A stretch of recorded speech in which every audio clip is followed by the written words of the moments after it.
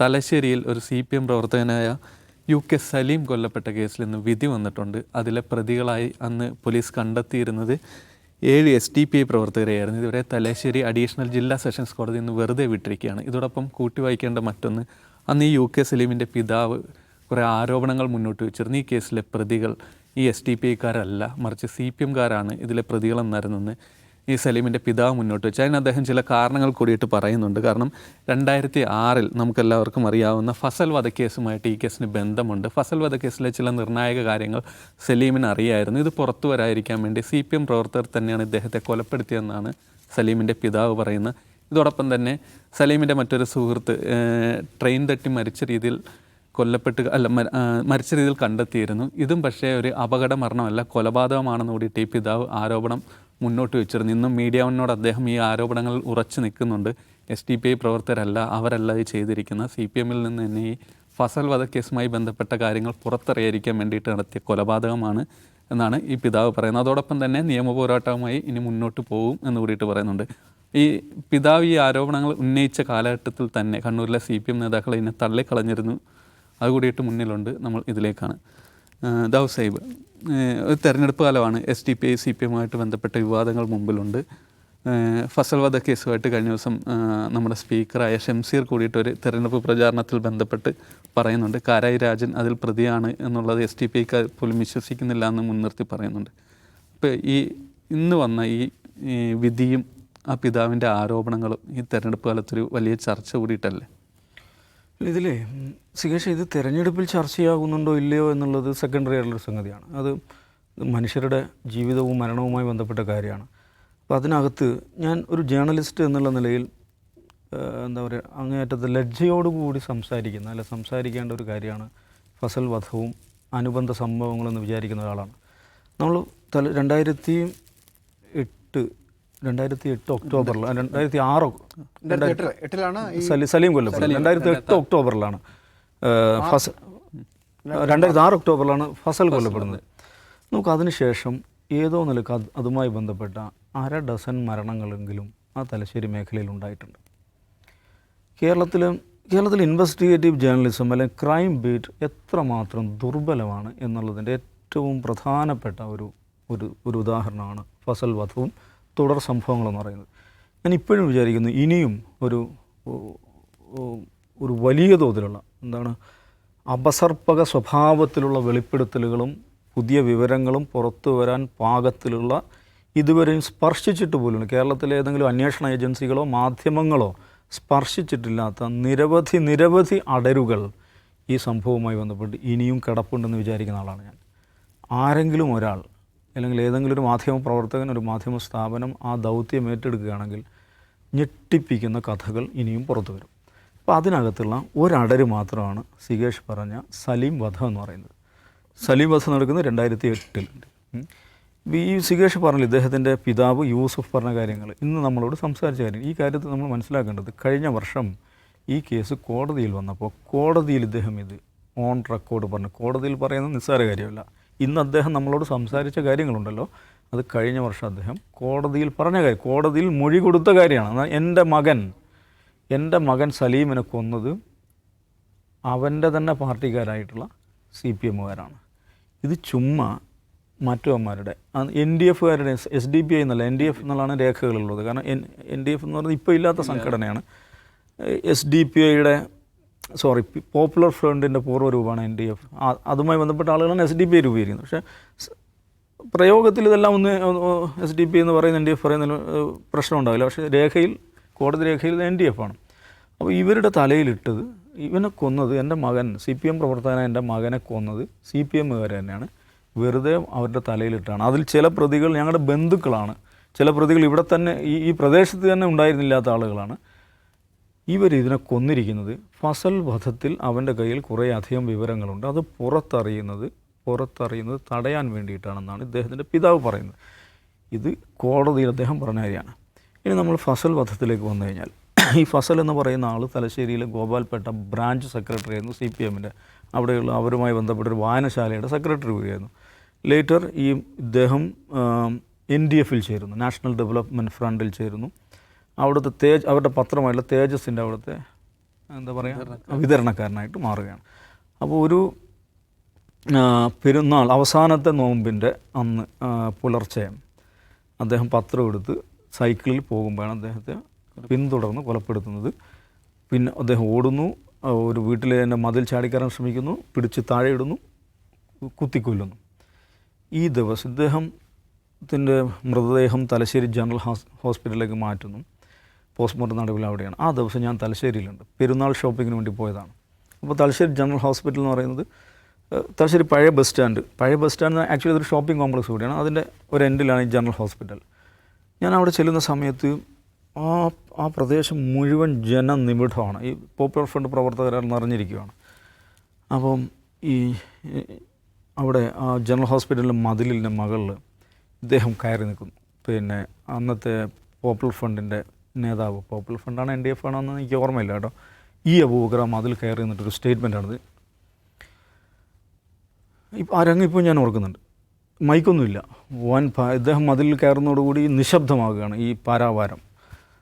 നമ്മുടെ സഹോദരൻ ഫസൽ രക്തസാക്ഷിയായിരിക്കുന്നു.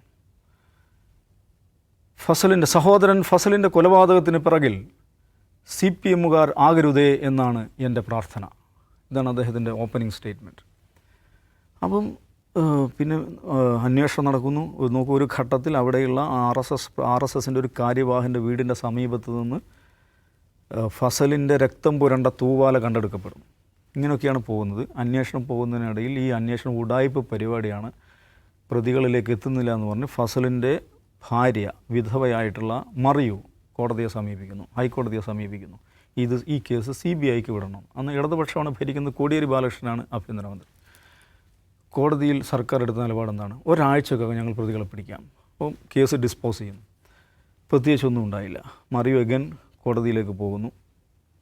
CBI അന്വേഷണം ആവശ്യപ്പെടുന്നു. CBI അന്വേഷണത്തിന് വേണ്ടി ഹൈക്കോടതി ഉത്തരവിടുന്നു. സർക്കാർ അപ്പീൽ പോകുന്നു, ഡിവിഷൻ ബെഞ്ചിലേക്ക് അപ്പീൽ പോകുന്നു. ഡിവിഷൻ ബെഞ്ച് അപ്പീൽ തള്ളുന്നു. സർക്കാർ അഗൻ നോക്കണം, സർക്കാരാണ് ചെയ്യുന്നത് കേട്ടോ. ഈ കേസ് CBI അന്വേഷിക്കണമെന്ന കൊല്ലപ്പെട്ട ആളുടെ ഭാര്യ കൊടുത്ത കേസിനെ എതിർത്തുകൊണ്ട് ലക്ഷങ്ങൾ ചെലവഴിച്ചുകൊണ്ട് കേസ് നടത്തുകയാണ് സർക്കാർ. ഡിവിഷൻ ബെഞ്ചിലേക്ക് പോകുന്നു, ഡിവിഷൻ ബെഞ്ച് തള്ളുന്നു. സുപ്രീം കോടതിയിലേക്ക് പോകുന്നു. സുപ്രീം കോടതിയിലും ഘടാഘടിയൻ അഭിഭാഷകരെ സർക്കാർ നിരത്തുന്നു. സുപ്രീം കോടതി മറിയുവിന് അനുകൂലമായിട്ട് വിധിക്കുന്നു. കേസ് CBIക്ക് വിടുന്നു. കണ്ണൂരിലെ ഈ പൊളിറ്റിക്കൽ മർഡറിൻ്റെ ചരിത്രത്തിൽ ആദ്യമായി ഒരു കേസ് CBI ഏറ്റെടുക്കുകയാണ്. അത് വളരെ പ്രധാനപ്പെട്ടാണ്. കണ്ണൂരിൽ ആദ്യമായിട്ടാണ് ഒരു പൊളിറ്റിക്കൽ മർഡർ കേസ് CBI ഏറ്റെടുക്കുന്നത്. CBI ഏറ്റെടുത്തതിന് ശേഷം അവർ വലിയ തോതിൽ മുന്നോട്ട് പോകുന്നു. അവർ പ്രതിപ്പട്ടിക തയ്യാറാക്കുന്നു. ആ പ്രതിപ്പട്ടികയിൽ 8 പ്രതികൾ. അതിലാരാണ് 7ാം പ്രതി? CPMൻ്റെ ജില്ലാ സെക്രട്ടേറിയറ്റ് അംഗം കാരായി രാജൻ. പിന്നെ അടുത്ത പ്രതി തിരുവങ്ങാട് തലശ്ശേരി നഗരത്തിൽ തന്നെ പെട്ടൊരു സ്ഥലമാണ്. Thiruvangad local secretary Karayi Chandrasekharan. ഈ 2 പേരെ പ്രതി ചേർത്തതിന് ശേഷം ഒരുപാട് കാര്യങ്ങളുണ്ടായിട്ടുണ്ട്.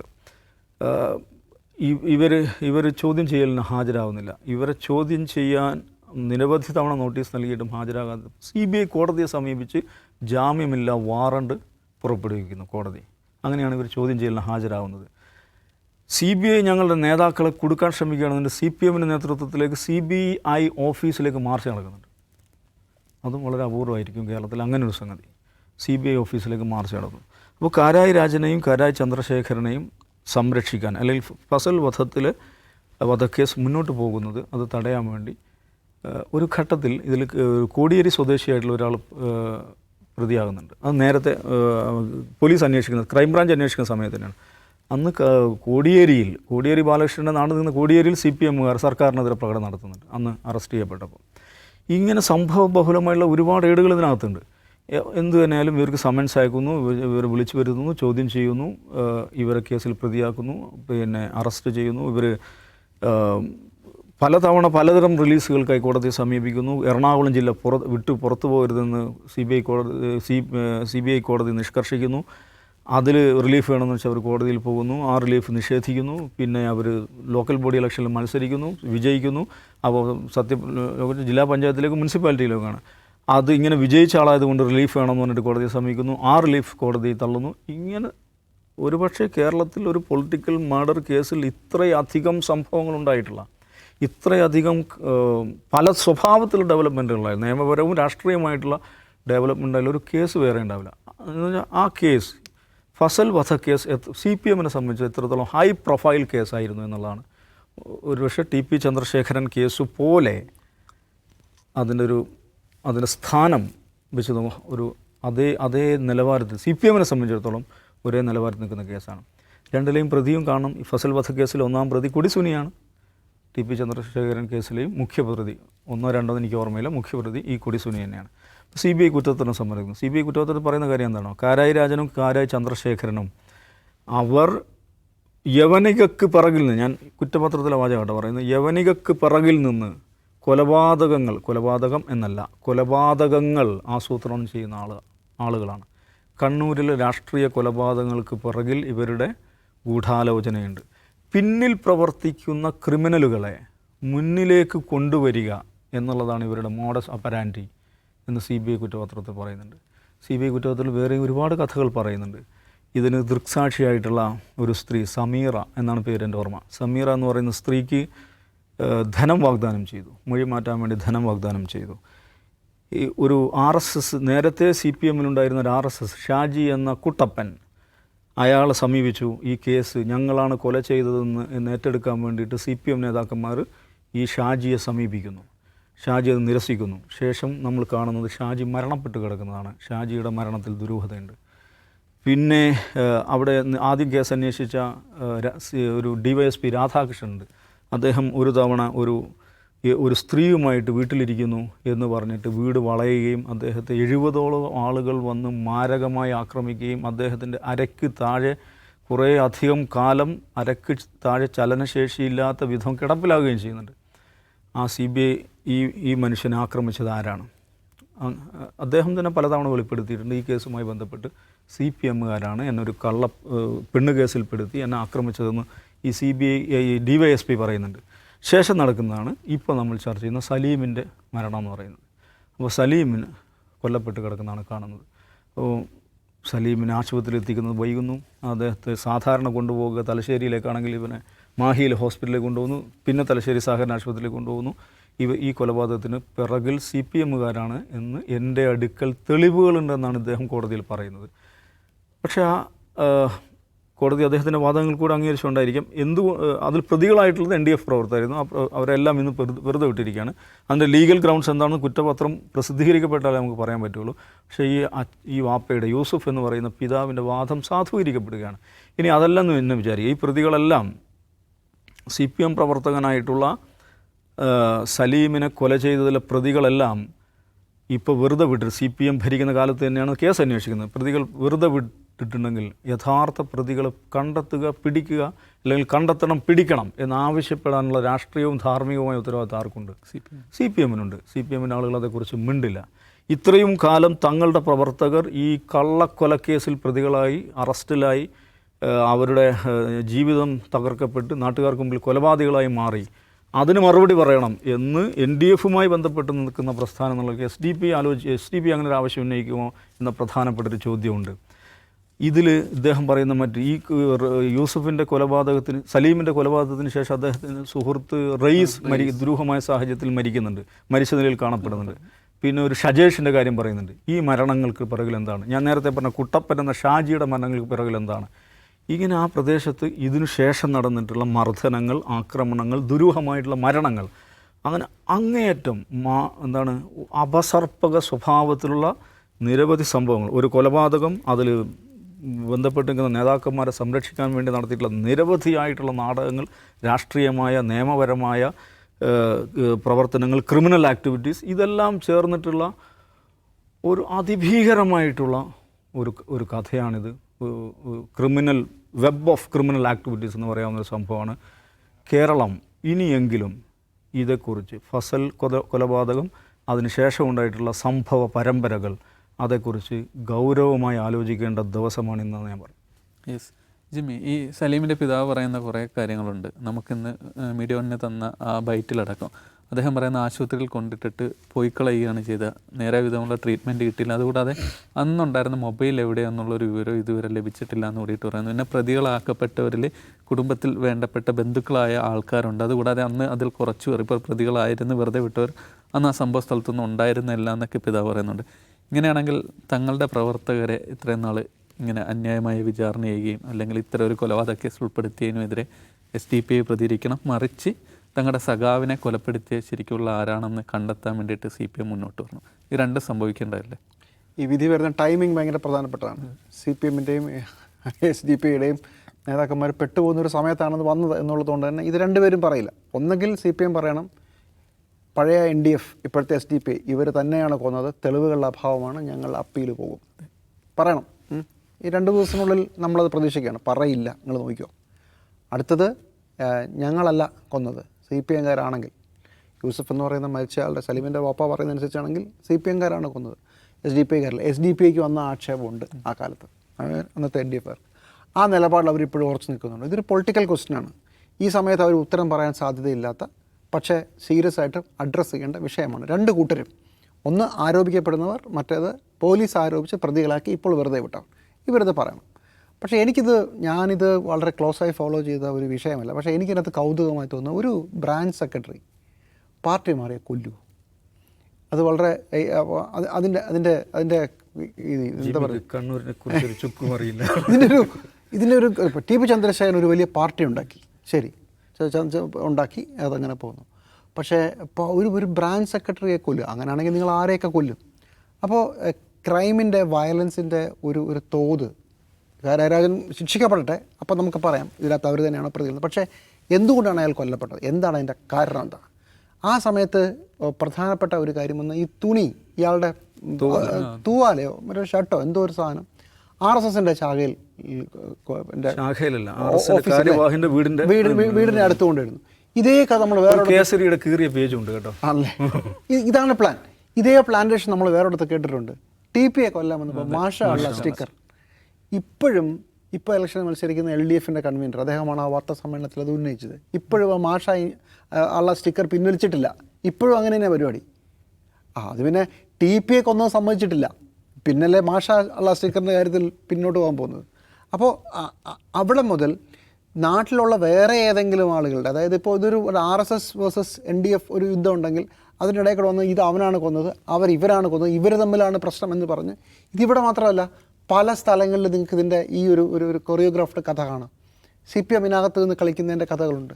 അപ്പോൾ എനിക്ക് ഈ പറഞ്ഞ പോലെ എനിക്കിപ്പോഴും അത്ഭുതമാണ്. ഞാൻ തെക്കൻ കേരളത്തിൽ നിന്ന് ഒരാളാണ്. ഈ ഒരു ബ്രാഞ്ച് സെക്രട്ടറി പാർട്ടി മാറി, അതേക്കുറിച്ച് സ്പെസിഫിക് ആയിട്ട് കുറ്റപത്രത്തിൽ പറയുന്നുണ്ട്. കാരണം വെച്ചാൽ ഇങ്ങനൊരു CPM NDF-ലേക്ക് വന്നതിന് ശേഷം ഇദ്ദേഹത്തിൻ്റെ സൗഹൃദത്തിലും ആകർഷ വലയത്തിലുണ്ടായിരുന്ന CPM-കാരായിട്ടുള്ള കുറേ അധികം ആളുകൾ NDF-ലേക്ക് വന്നു. അതാണ് ഇതിൻ്റെ കാരണമെന്നാണ് പോസിബിൾ. മാത്രമല്ല കണ്ണൂരിൻ്റെ മാറുന്ന രാഷ്ട്രീയ മുഖത്തിൻ്റെ ഒരു വിഷയങ്ങളുണ്ട്. വേറെ ഒരുപാട് വർഗീയ കഥകൾ ഇതിൻ്റെ പശ്ചാത്തലത്തിലുണ്ട്. കണ്ണൂരിലെ പാർട്ടിക്ക് CPM സംവിധാനത്തെയും CPM വേഴ്സസ് RS എന്നൊരു കഥയിലേക്ക് പുതിയൊരു എൻട്രി വരികയാണ്. അതിൻ്റെ പ്രശ്നമൊക്കെ ഉണ്ട്. അപ്പോൾ അതാണ് ഇതിനകത്തെ ആദ്യത്തെ പ്രശ്നം. കഴിഞ്ഞ 5 വർഷമായിട്ട് ഇപ്പോൾ നമ്മളിപ്പോൾ കഥകളൊന്നും കേൾക്കാറില്ല. ഈ യുദ്ധങ്ങളുടെയും സാധനങ്ങളിൽ നിന്നും CPM RSS ഫൈറ്റ് അവസാനിച്ചല്ലോ, നമ്മളിപ്പോൾ കാണുന്നില്ലല്ലോ. അതിൻ്റെ ആരോപണം പ്രതിപക്ഷ നേതാവ് ഉന്നയിച്ചത് ഇപ്പോഴും വായുവിൽ തന്നെ നിൽക്കുകയാണ്. മസ്കറ്റ് ഹോട്ടലിൽ ശ്രീ M-ൻ്റെ കാർമ്മികത്വത്തിൽ RSSകാരെ കണ്ടിരുന്നോ പിണറായി വിജയൻ? ഇപ്പോഴും ഉത്തരം പറഞ്ഞിട്ടില്ല. ഉത്തരം പറയേണ്ടതാണല്ലോ, ഈ തെരഞ്ഞെടുപ്പ് കാലത്തെങ്കിലും ഉത്തരം പറയേണ്ടതാണല്ലോ. വ്യക്തമായ അങ്ങനെ ഒരു ചോദ്യം വന്നിട്ടുമില്ല എന്നാണ് ഞാൻ വിചാരിക്കുന്നത്. അപ്പോൾ ഇതൊരു കോംപ്ലിക്കേറ്റഡ് കേസാണ്. പൊളിറ്റിക്കലി SDPI-യും CPM ഇതിനകത്ത് കുടുങ്ങുന്നതാണ്. പക്ഷേ എനിക്കിതിനകത്ത് എപ്പോഴും ക്യൂരിയസ് ആയി തോന്നുന്നത് മാഷാ അള്ളാ സ്റ്റിക്കർ മുതൽ തൂവാല RSSകാരൻ്റെ വീടിന് മുമ്പിൽ കിടക്കുന്നവരെയുള്ള വളരെ വിചിത്രമായ ചില നടപടികളിലൂടെ അങ്ങോട്ടും ഇങ്ങോട്ടും കെണിക്കാനും നിൽക്കുന്നതാണ്. ഈ സംഭവത്തിൽ നമുക്ക് മനസ്സിലാകുന്നതനുസരിച്ച് 5 or 6 ആളുകൾ കൊല്ലപ്പെട്ടിരിക്കുന്നു എന്നുള്ളതും വളരെ വളരെ വിചിത്രമാണ്. പക്ഷേ ഇന്നത്തെ ദിവസത്തിൻ്റെ പ്രത്യേകത, ഇതൊരു രാഷ്ട്രീയ ചോദ്യമുണ്ട്. SDPI-കാർ പറയണം നിങ്ങളല്ലെങ്കിൽ ആര്? ആ പഴയ വാദം ആവർത്തിക്കുമോ? CPM പറയണം ഈ കേസിൽ SDPI-കാർ വെറുതെ വിട്ടെങ്കിൽ ഇതിനെതിരെ അപ്പീൽ പോകുമോ? ഇതിലേ വേറൊരു രസമുള്ളതെന്ന് വെച്ചാൽ ഈ കുറ്റപത്രത്തിൽ കാരായി ചന്ദ്രശേഖരനെ കുറിച്ച് ഞാൻ നേരത്തെ പറഞ്ഞല്ലോ. യവനികകൾക്ക് പിറകിൽ നിന്ന് കൊലപാതകങ്ങൾ ആസൂത്രണം ചെയ്യുന്ന ആളാണെന്നാണ് CBI കുറ്റപത്രം പറയുന്നത്. ഈ കാരായി രാജനെക്കുറിച്ച് പുരോഗമന കലാ സാഹിത്യ സംഘത്തിൻ്റെ സംസ്ഥാന സെക്രട്ടറി പറഞ്ഞത്, അദ്ദേഹത്തെ കാണുമ്പോൾ എനിക്ക് ക്രിസ്തുവിനെയാണ് ഓർമ്മ വരുന്നതെന്നാണ്. അതെ. എന്തായാലും ഈ സലീമിൻ്റെ പിതാവ് നിയമ പോരാട്ടവുമായി മുന്നോട്ട് പോകുമെന്ന് അറിയിച്ചിട്ടുണ്ട്. ഇതിൽ വരും ദിവസങ്ങളിൽ SDPയുടെ ഭാഗത്തു നിന്നോ CPM-ൻ്റെ ഭാഗത്തു നിന്നോ ഏതെങ്കിലും തരത്തിലുള്ള പ്രതികരണം ഉണ്ടാകുമോ എന്നാണ് നമുക്കറിയേണ്ടത്.